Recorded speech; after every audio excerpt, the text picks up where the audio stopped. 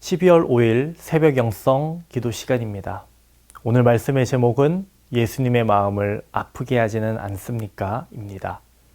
말씀은 사도행전 26장 14절입니다. 우리가 다 땅에 엎드려짐에 내가 소리를 들으니 히브리 말로 이르되 사울아 사울아 내가 어찌하여 나를 박해하느냐 가시체를 뒷발질하기가 내게 고생이니라. 아멘. 하나님을 위한다고 하면서 내 고집스런 방법을 주장하신 적이 있지 않습니까?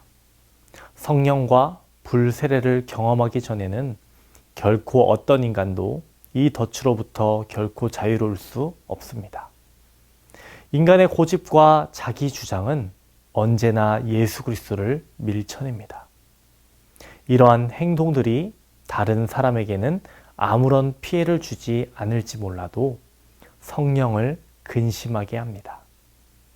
고집을 부리며 자기 주장대로 하면서 자신의 야망을 이루려고 할 때마다 우리는 예수님의 마음을 아프게 하는 것입니다.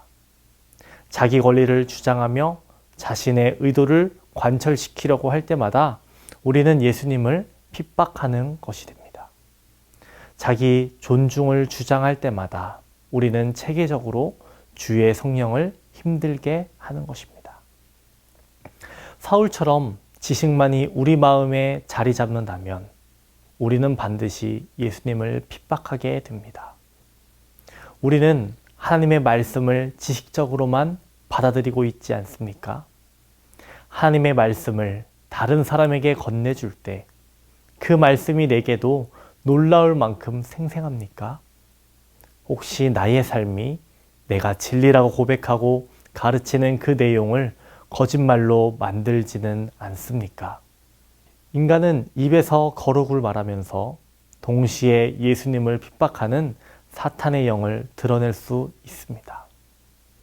예수님은 한 가지를 말씀하십니다. 곧 아버지 하나님과의 완전한 하나됨입니다. 주님께서는 나는 마음이 온유하고 겸손하니 나의 멍에를 메고 내게 배우라 라고 말씀하십니다. 내가 하는 모든 일들은 오직 주님과 완전한 하나됨의 바탕을 두어야 합니다. 자신의 의지로 스스로 거룩해지려고 하는 자세를 버려야 합니다. 이는 다른 사람에게 짓밟히고 우습게 여기며 무시를 당할 수 있다는 뜻이기도 합니다. 오늘 오스왈드 챔버스는 예수님의 제자에게 반드시 있어야 하는 덕목인 자기 부인에 대해서 말하고 있습니다.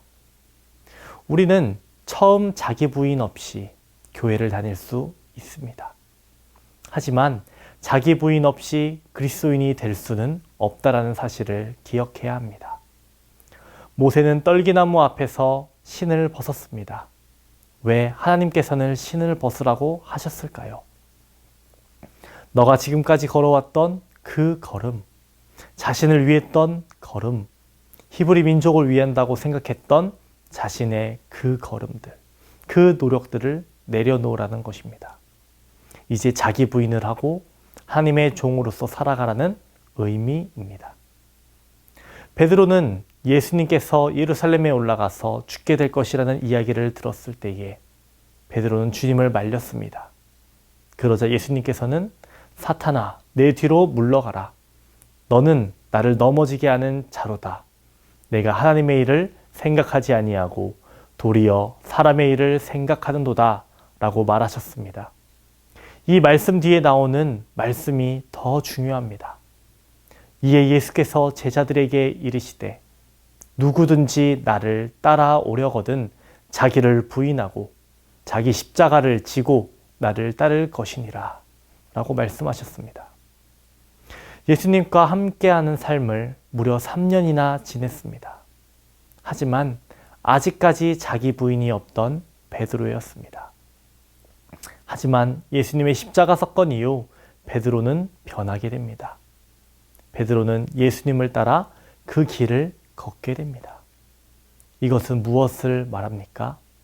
그가 자기를 부인했고 예수님을 따라갔다라는 것입니다. 여러분 자기 자신을 점검해 보시기를 바랍니다.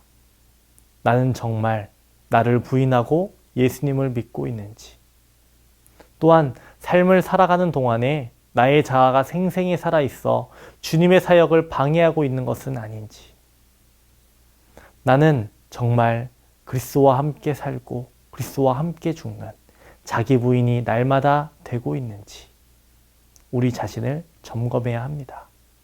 우리는 날마다 자기 부인을 해야 합니다. 왜냐하면 우리가 육체 가운데에 거해 있기 때문입니다. 사도 바울은 말합니다. 내가 그리스도와 함께 십자가에 못 박혔나니 그런즉 이제는 내가 사는 것이 아니요 오직 내 안에 그리스도께서 사시는 것이라.